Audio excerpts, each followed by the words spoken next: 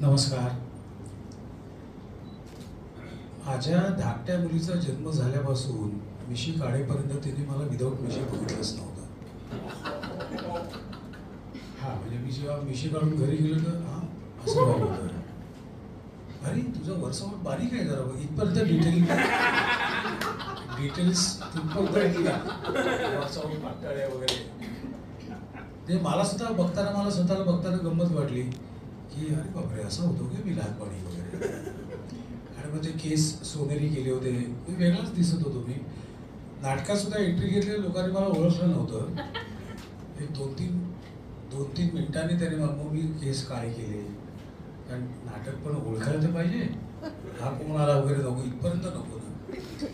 तर बोंबिलवाडीचा अख्खा आमचा सगळ्यात गमतीची शूटिंगची गंमत अशी होती की बोंबिलवाडीत जेवढे कलाकार आहेत ते सगळे नाटक